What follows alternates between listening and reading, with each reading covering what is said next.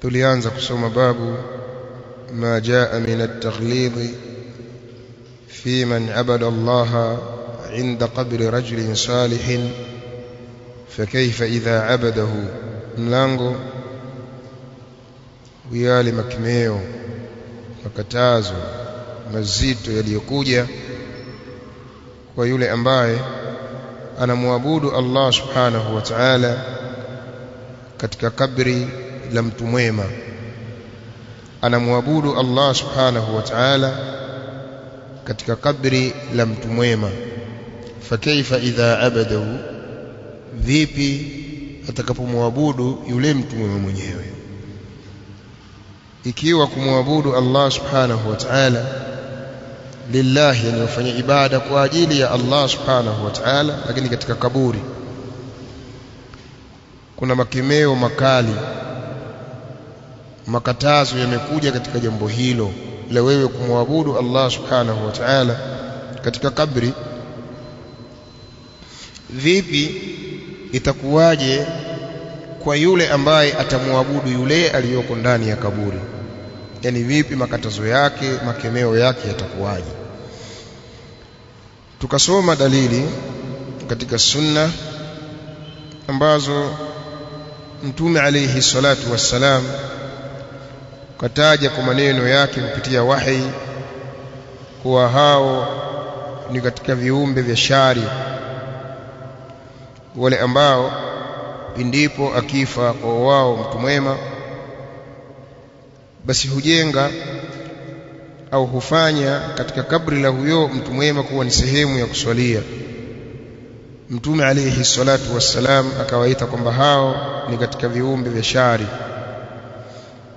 Bali pia Mtume alayhi salatu wassalam katika hadithi nyingine ya Aisha vile vile tuliiona jana, kuwa Mtume alayhi salatu wassalam kawaombea dua ya laana wale Mayahudi na Manaswara kwa wao kuyafanya makaburi ya manabii wao kuwa ni sehemu za kuswalia.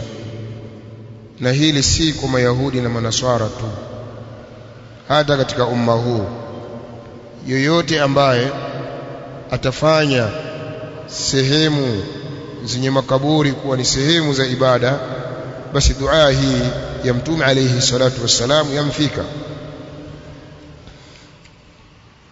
Vile vile tukaja kuona hadithi ya mwisho kwa jana, hadithi iliyopokewa na al-Imam Muslim katika sahihi yake, hadithi ya Jundub bin Abdullah radhiyallahu anhu, akizungumza kuwa Mtume alayhi salatu wassalam, ay amemsikia Mtume alayhi salatu wassalam akitahadharisha kuhusiana na jambo la watu kuyafanya makaburi kuwa ni sehemu za kuswalia, pale aliposema ala wa inna man kana qablakum kanu yattakhidhuna qubura anbiyaihim masajida, tambueni, zindukeni, hakika wale waliopita kabla yenu walikuwa wakiyafanya makaburi ya manabii wao kuwa ni sehemu za ibada, sehemu za kufanyia ibada.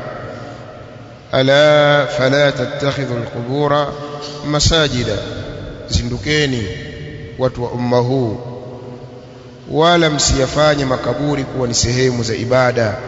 Fa inni anhaakum an dhalika, hakika mimi nakukatazeni ninyi kuhusiana na hilo. Ndiyo pale tukasema suala la watu kujengea makaburi, lakini pia kwenda kuomba huko makaburini, bali mara nyingine wanaomba, si wanaomba dua ya Allah, hawamuombi Allah subhanahu wa ta'ala. Mara nyingine watu wakaenda kuwaomba wafu makaburini, na hii tuliona kwamba ni shirki kubwa. Sasa leo biidhnihi alkarim tutaanza kusoma قولي الإمام قولياك الإمام شيخ الإسلام ابن تيمية aliposema faqad naha anhu fi akhir hayatihi, kwa hakika amekataza Mtume alayhi salatu wassalam katika mwisho wa uhai wake Mtume alayhi salatu wassalam kakataza jambo hilo, jambo la kuyafanya makaburi kuwa ni sehemu za ibada. Mtume alayhi salatu wassalam kakataza jambo hilo mwisho wa uhai wake, kama hadithi iliyotangulia. Thumma innahu la'na, kisha yeye Mtume alayhi salatu wassalam akalani, wa huwa fi siyaq, na yeye akiwa katika siyaqul maut, akiwa katika maut, Mtume alayhi salatu wassalam akamlani man fa'alahu, yule mwenye kufanya hivyo, yani mwenye kufanya makaburi kuwa ni sehemu za ibada. Mtume alayhi salatu wassalam akamlani, na hili ni maarufu katika hadithi hiyo ya mama Aisha radhiyallahu anha. Mtume alayhi salatu wassalam kamlani yule ambaye anafanya makaburi kuwa ni sehemu ya ibada. Kisha Sheikhul Islam Ibn Taymiyyah akasema, was-salatu indaha min dhalika, na kuswali katika hayo makaburi ni katika hayo yaliyokatazwa. Was-salatu indaha min dhalika, na kuswali katika makaburi ni katika hayo yaliyokuja makatazo, kwa sababu yatakiwa watu wafahamu kuyafanya makaburi kuwa ni misikiti. Wanachuoni wanaelezea maana mbili. Mtu kufanya kaburi kuwa ni sehemu ya ibada au ni katika sehemu ya kufanya ibada, wanachuoni wanaelezea kwa maana mbili. Almaana alawwal, maana ya kwanza, wanachuoni wanasema اتخاذها مصليات يصلى عندها وإن لم يبنى مسجد. Maana ya kwanza ya watu kuyafanya makaburi kuwa ni sehemu za ibada ni watu kuyafanya hayo makaburi kuwa ni sehemu za kuswalia, kujalia kwamba ndio muswalla hapo makaburini, hapo kwenye kaburi hapo mtu akajalia ndio sehemu ya kuswalia hapo. Yusalli indaha, anaswali hapo. Wa illam yubna masjidun, hata kama haujajengwa msikiti kwa maana ya jengo, wewe kufanya pale kaburini au sehemu yenye makaburi kuwa ndiyo sehemu ya kuswalia, basi wewe tayari umeyafanya makaburi kuwa ni misikiti, umefanya makaburi kuwa ni sehemu ya ibada. Kwa hiyo ndiyo maana ya kwanza, hata kama haijajengwa jengo linaloitwa msikiti. Kitendo chako cha kwenda kuswali kaburini, basi tayari umeyajalia makaburi hayo kuwa ndio sehemu au kuwa ndio masajid. Almaana thani, na maana ya pili, wanachuoni wakielezea maana ya pili katika maani za kufanya makaburi kuwa ni misikiti, wanachuoni wanasema ayyubna alaiha masjidun, ni watu kujenga katika hayo makaburi, kujenga msikiti. Watu kujenga makaburi katika huo msikiti, kama hasala min alyahudi wan nasara, kama vile ambayo limepatikana hilo kwa Mayahudi na Manaswara, kuwa sehemu zao zile ambazo au sehemu za makaburi ya wema wao Mayahudi na Manaswara walijenga majumba ya ibada hapo, wakajenga majumba ya ibada katika maeneo hayo. Mayahudi na Manaswara walifanya hivyo. Wakama hasala fil quruni almutaakhira, kama vile ambavyo pia limepatikana hilo katika zama za mwisho katika umma huu, min hadhihi al-umma, katika umma huu. Kwa Mayahudi na Manaswara walifanya hivyo, sehemu yenye makaburi wakajenga hasa jengo linaitwa msikiti. Vile vile limepatikana hilo, shaka anasema kwa watu wa mwisho katika umma huu, yani sisi huku tunafanya haya, limepatikana hilo pia. Leo kuna misikiti mingapi ina makaburi? Mara nyingine mtu akifariki ndio akapelekwa msikitini kwenda kuzikwa, akachimbiwa kaburi msikitini huko. kwenda kuzikwa, bali mara nyingine watu wakafuata makaburi kwenda kujenga msikiti. Sheikh anasema haya yamepatikana katika umma huu. Qala wa awwal man bana almasajida ala alquburi kama yaqulu Sheikh Taqiyuddin hum Shia alfatimiyun, na watu wa mwanzo kuanza kujenga misikiti katika makaburi kama anavyosema Sheikh Taqiyuddin ni Shia al-Fatimiyun, wale mashia wa Fatimiyya. Hao ndio watu wa mwanzo kuanza balaa hili fi Misri au fi Misra wal Maghrib, katika miji ya Misri huko na Maghrib. Thumma qalladahum al-khurafiyun alladhina yantasibuna ila ahli sunnati min as-sufiyyah wa ghayrihim, kisha wakafuata utaratibu huo wa mashia, yani wakafuata utaratibu huo uliofanywa na mashia wa kujenga misikiti katika makaburi, ukafuatwa utaratibu huo na wale makhurafi ambao wanajinasibisha na ahlus sunna katika masufi na wengineo, wakafuata utaratibu huo wa mashia. Wabanau ala alquburi, na wakajenga katika makaburi. Wa hadha inma hadatha ba'da alqurun almufaddala, na jambo hili hakika si vingine, limetokea limepatikana hili baada ya zile karne bora. Baada ya karne bora ndio wakajitokeza watu namna hii, allati athna alaiha rasulullah sallallahu alayhi wasallam, zile karne bora ambazo mtume alayhi salatu wassalam kazisifia, limepatikana hili. Kwa hivyo kuna watu wakajinasibisha na Uislamu, wakaiga vitendo, wanajinasibisha na ahlus sunnati wal jamaa, wakaiga vitendo vya mashia, wakafanya taklid, wakafuata ile taklidul a'ma, wakafuata hivyo, nao pia wakajenga misikiti katika makaburi, kama vile Sheikh anataja makhurafi, kawataja wazi wale masufi wakayafanya haya. Kwa hivyo hapa kuna mambo mawili. Kuna suala la kujengea makaburi, kaburi kama kaburi kulijengea lina makatazo, lakini pia kwenye kaburi kujenga msikiti kuna makatazo. Hayo mambo mawili tofauti, sije watu mkachanganya.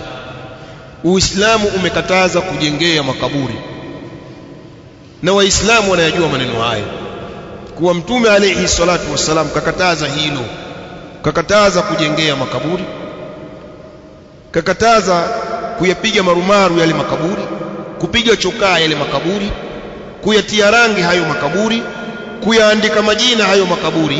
Yote haya Uislamu unakataza. Lakini leo katika makaburi ya Waislamu kukoje? Haya yaliyokatazwa ndio yako huko katika makaburi ya Waislamu. Yani yote haya ambayo Uislamu umepinga na kukataza vikali kabisa, yote haya yapo katika makaburi ya Waislamu. Na ushahidi wa hili, hebu ninyi tembeleeni makaburi ya Waislamu yaone. Makaburi yamejengewa, bali kama hujajengea kaburi lako au la jamaa yako, sibila babu yako la mjomba yako, uonekana wewe maskini. Sio uonekana kwamba wewe umejua sheria ya Kiislamu inalenga nini katika hili, uonekani hivyo. Yani kama wewe hujajengea kaburi la jamaa yako huko, uonekana wewe ni mtu mhohe hai kulikweli, kwamba umekosa nguvu ya kujengea makaburi. Lakini tunasema hivi, si kuwa watu wamekosa nguvu ya kujengea makaburi, bali watu wanafuata sheria ya Uislamu, haitakiwi kujengea makaburi. Kwa hivyo Sheikh anasema was-salatu indaha min dhalik, na swala ya kuswaliwa makaburini yaingia katika hilo jambo lilokatazwa. Wa illam yubna masjidun, hata kama haujajengwa msikiti kama msikiti, halijajengwa jengo linaitwa msikiti, maadamu waswali kaburini yaingia katika makatazo pia. Wa huwa maana kauliha, na hiyo ndiyo maana ya kauli ya mama Aisha radhiyallahu anha aliposema khushiya ayyutakhadha masjida, imeogopewa kuwa kaburi la mtume alayhi salatu wasalam likidhihirishwa akizikwa mahala pawazi, basi imeogopewa itakuja kuswaliwa hapo, watu watakuja kufanya ibada hapo, imeogopewa hivi. Hiyo ndio maana ya kauli ya Mama Aisha, kuwa hata kama hujajenga jengo ambalo linaitwa msikiti, kitendo chako cha wewe kwenda kuswali kaburini tayari umejalia kaburi hilo kuwa ndio masjid, sehemu ya kuswalia. Qala fa inna as-sahabata lam yakunu liyabnu hawla qabrihi masjida, kwa sababu masahaba, hakika masahaba hawakuwa ni wenye kujenga pembezoni mwa kaburi la Mtume alayhi salatu wassalam kujenga msikiti. Haikuwa hivyo, masahaba hawakufanya hivyo. Kwa hivyo ikiwa Mtume alayhi salatu wassalam alikuwa anazungumza na masahaba, hali ya kuwa masahaba hawawezi kufanya hivyo, eti kujenga msikiti katika kaburi la Mtume alayhi salatu wassalam, hawawezi kufanya hivyo. Maana yake ni nini? Alikuwa anawakataza masahaba zake wasifanye kaburi lake kuwa ni sehemu ya ibada, ndio maana yake, hata kama hapajajengwa lile jengo linaloitwa msikiti. Qala wa kullu mawdhi'in qusdati as-salatu fihi, na kila sehemu yenye kukusudiwa swala katika sehemu hiyo. Wa kullu mawdhi'in qusdati as-salatu fihi, na kila sehemu ambayo imekusudiwa kuswaliwa katika sehemu hiyo. Faqad ittakhadha masjida, hakika sehemu hiyo imefanywa kuwa ni sehemu, imefanywa ni masjid. Kila mahala ambapo mtu anapaswalia mahala hapo, basi ndiyo masjidi yake, hata kama hapajajengwa jengo. Kila mahala ambapo watu wanakusudia kuswali hapo, basi hiyo ni masjidi, hata kama hapana jengo, kwa maana ya jengo lililojengwa la msikiti. Kitendo cha nyinyi kuswali hapo ndiyo masjidi hiyo. Bal kullu mawdhi'in yusalla fihi yusamma masjida, bali kila mahala panaposwaliwa mahala hapo paitwa msikiti, kwa sababu masjidu maana yake ni mawdhi'u as-sujud. Masjidi ni mawdhi'u as-sujud, ni sehemu ya kusujudia, sio lazima kumejengwa jengo. Pale mahala pa kusujudia pale panaitwa masjid. Kwa hivyo wewe ukienda kuswali kaburini au mahala pengine popote, ndiyo masjidi hiyo yako, hiyo masjidi yako hiyo.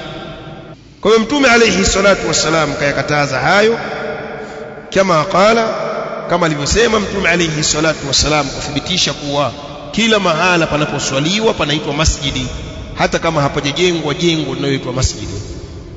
Kama qala sallallahu alayhi wasallam, kama alivyosema Mtume alayhi salatu wassalam, ju'ilat liya al-ardu masjidan wa tuhura, mijaliwa mimi, yani na umma wake, ardhi yote hii kuwa ni masjidi na ni tahara. Mtume alayhi salatu wassalam asema wa ju'ilat liya al-ardu masjidan wa tuhura, nimejaliwa mimi na umma wangu ardhi yote hii kuwa ni masjidi na ni tahara, ila yale maeneo au zile sehemu ambazo zimevuliwa kisheria kuwa hapo hapafai kuswali, kama vile hammamati huko vioni, qari'atu tariq, katikati ya njia barabara, yale maeneo ambayo yamevuliwa kwamba hapo hapafai kuswali, basi hapo panavuliwa kisheria. Lakini kinyume chake Mtume alayhi salatu wassalam ndio kasema hivyo, waju'ilat liya al-ardu masjidan wa tuhura, kwa nimejaliwa mimi na umma wangu ardhi yote hii kuwa ni masjidi. Sasa akisema Mtume alayhi salatu wassalam nimejaliwa mimi ardhi yote kuwa ni masjidi, haina maana ardhi yote hii imejengwa majengo yanaitwa msikiti, haina maana hiyo. Maana yake ni hivi, ardhi yote hii Mtume alayhi salatu wassalam na umma wake, Allah subhanahu wa ta'ala amejalia ardhi hii kuwa ni sehemu ya kuswalia, ila sehemu zilizokatazwa kama vile makaburini huko kumekatazwa, kama vile hammamati chooni huko kumekataza kuswalia. Lakini ardhi yote hii muislamu anaruhusiwa kuswali popote maadamu sheria haijakataza hapo. Na ndiyo maana yeye Mtume alayhi salatu wassalam akasema fa ayyuma rajulin min ummati adrakathu as-salah falyusalli, mtu yoyote katika umma wangu popote pale itakapomdiriki swala basi na aswali. Hili ni jambo haswa ambalo amepewa Mtume alayhi salatu wassalam. zilikuwa umma zilizotangulia kabla ya nabii Muhammad alayhi salatu wasalam, na umma wake ulikuwa muda wa swala ukifika wanawajibika wao kwenda msikitini, eneo limejengwa msikiti wa swali hapo. Lakini mtume alayhi salatu wasalam na umma wake katika mambo hasa amepewa mtume alayhi salatu wasalam ni kujaliwa yeye, Allah subhanahu wa ta'ala kajalia ardhi yote hii kuwa ni mahala pa kuswalia, maadamu tu sheria haijakataza mahala hapo.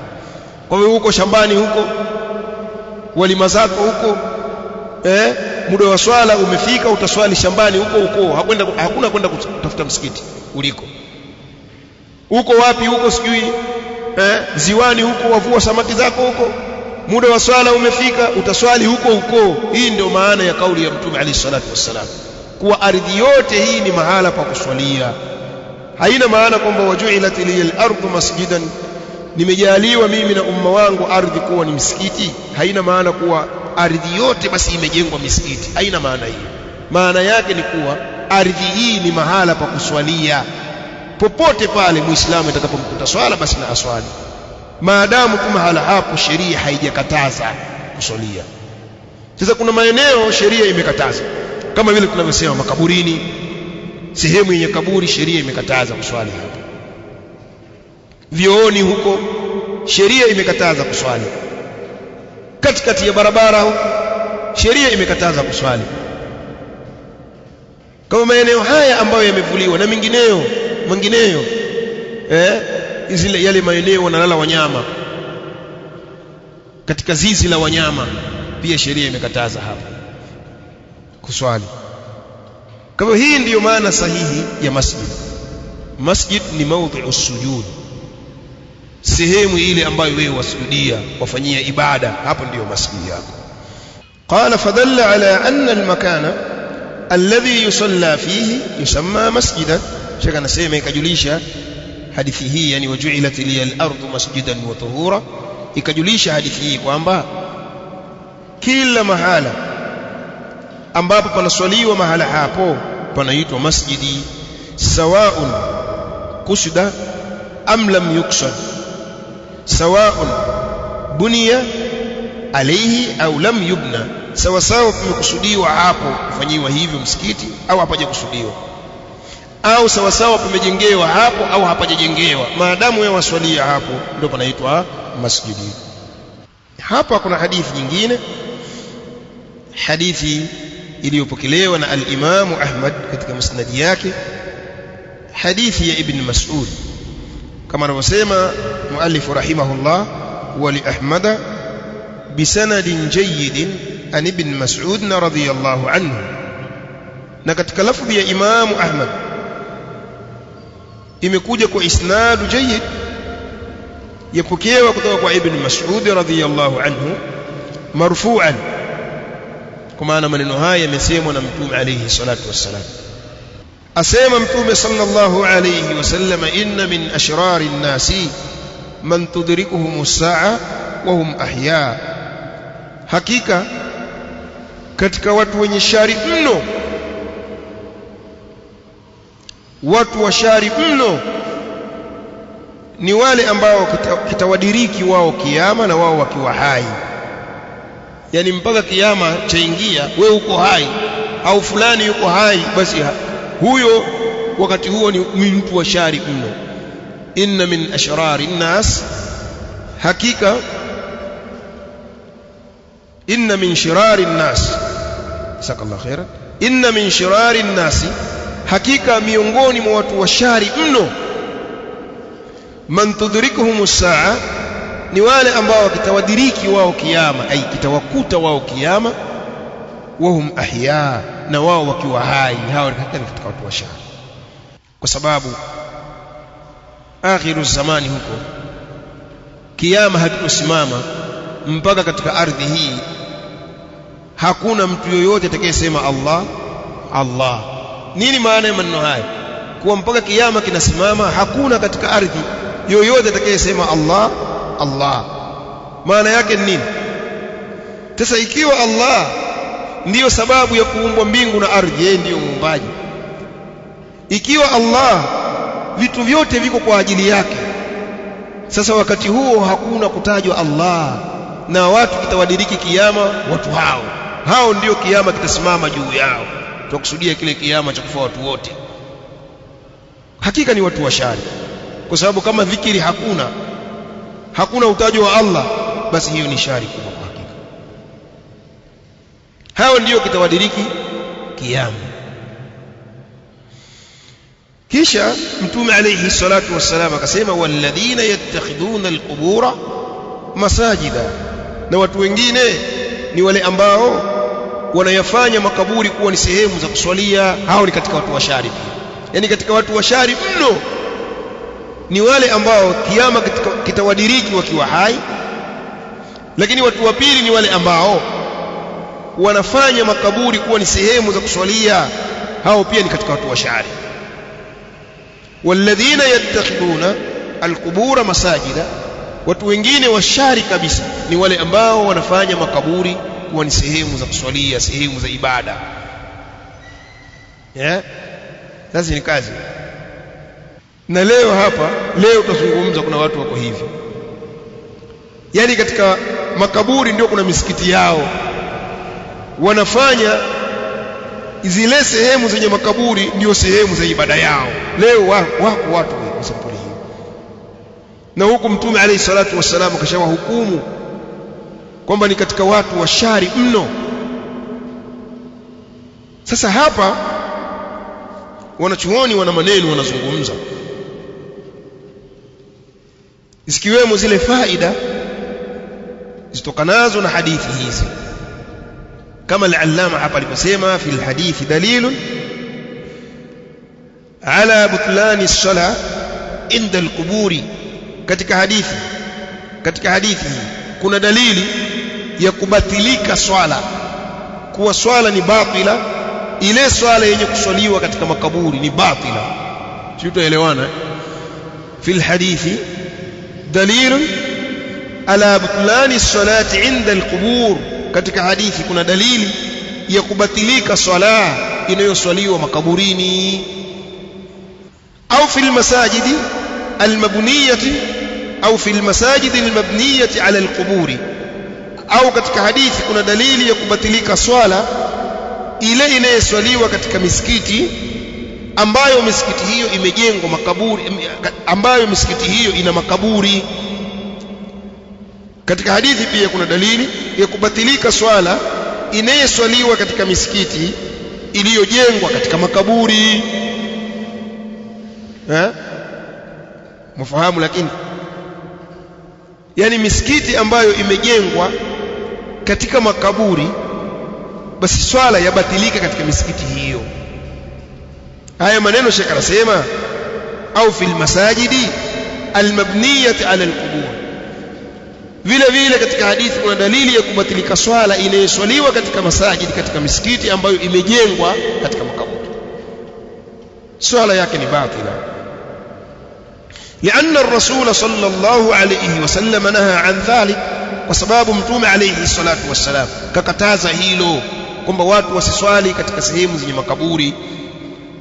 والنهي يقتضي الفساد عند الأصوليين, na makatazo yanapelekea kuharibika kile kilichokatazwa kile inda al-usuliyin. Katika ulama wanachuoni wa usul wanataja haya, kwa yakija makatazo, ukatazwa jambo fulani, basi hicho ulichokatazwa lau kama utakifanya basi ni fasi, hamna kitu.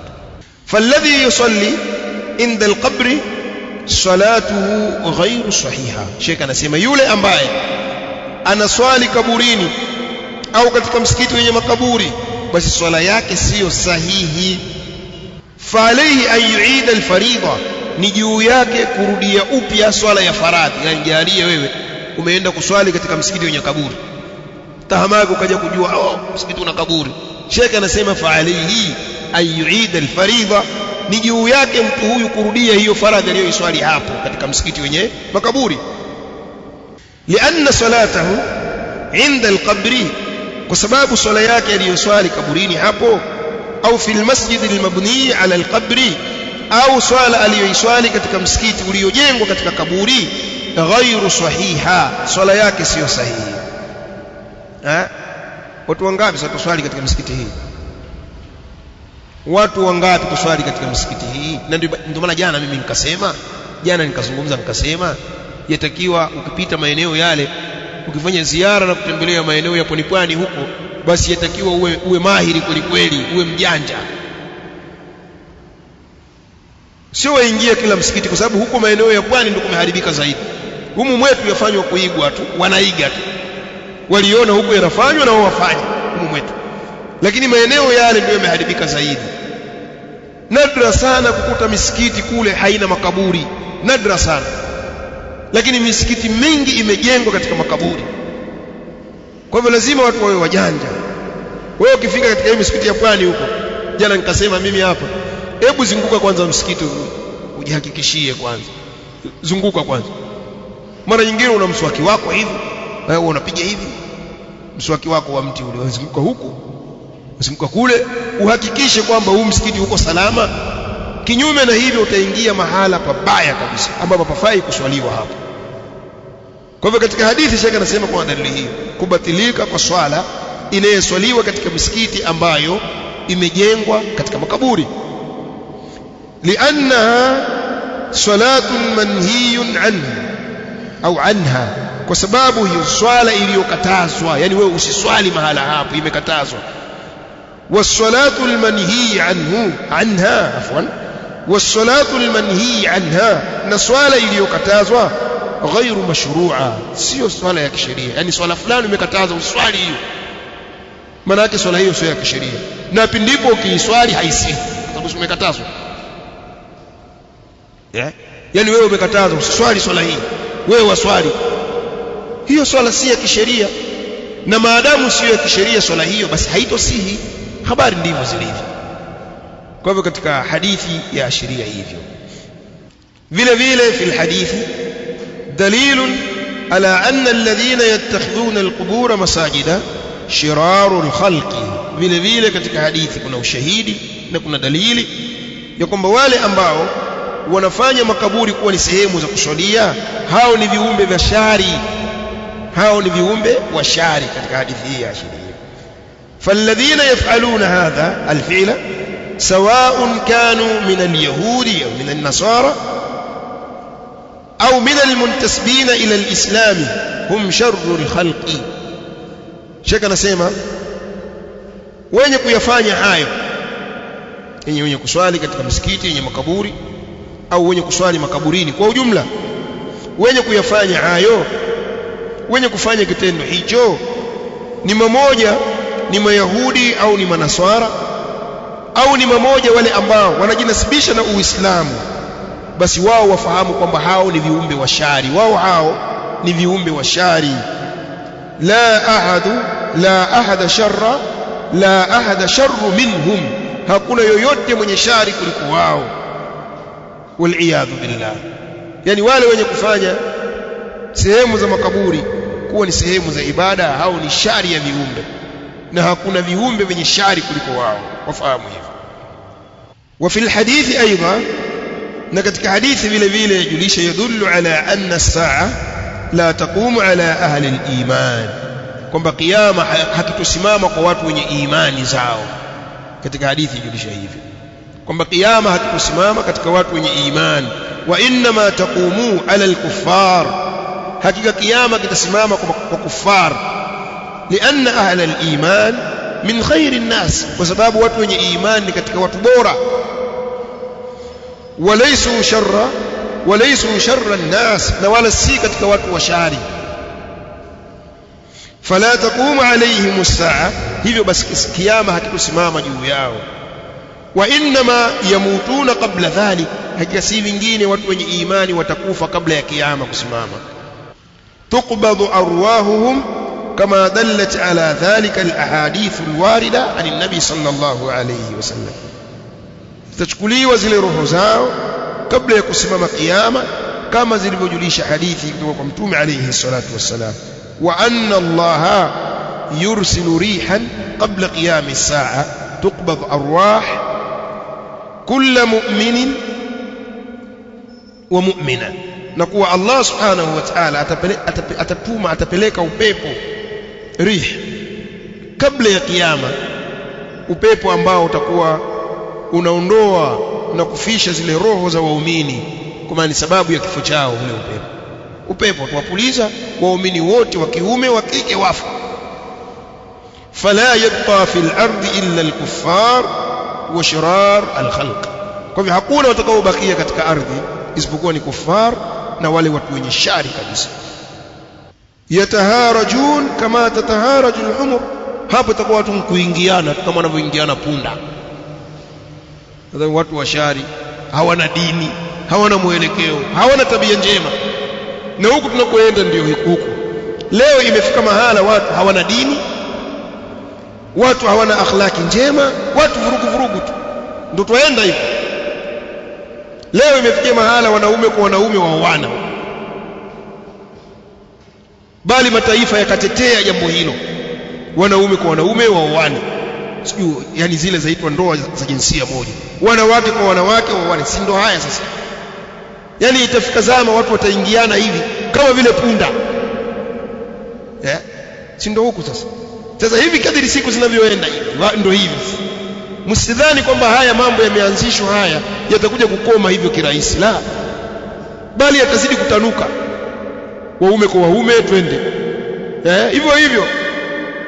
Sasa itafika mahala hata wewe ukisimama ukashika maiki hivi ukagombeza ukakemea mambo haya, jamani hakuna mambo haya, utaonekana wewe ni mtu wa ajabu. Yani dunia hivi inavyoenda, mtu atashika dai analingania, jamani hii mambo ya ndoa ya kuoana mume kwa mume, hii mambo hakuna, hii mambo sio sawa. Sasa jamii itakushangaa wewe. Kwani leo siku watu wanashangaa? Yani jamii itakushangaa wewe, vipi huyo? Sasa huko ndo watu naenda huko, na itabakia watu wa sampuli hiyo mpaka watu watauana wao kwa wao kama hivi ilivyo, kama vile wanyama tu, bali bora ya wanyama kuliko ninyi ambao mmepewa akili na mmepewa na dini na maarifa, bora ya wanyama. Kwa hivyo haya ndio twaendea haya, na itafikia mahala watu watakuwa hivi, na ikishafikia huko shari zimeenea, basi kiyama sasa ndio kitasimama juu yao, na si kwa waumini, kwa watu wa shari sampuli hii. Qala rawahu Abu Hatim fi sahihihi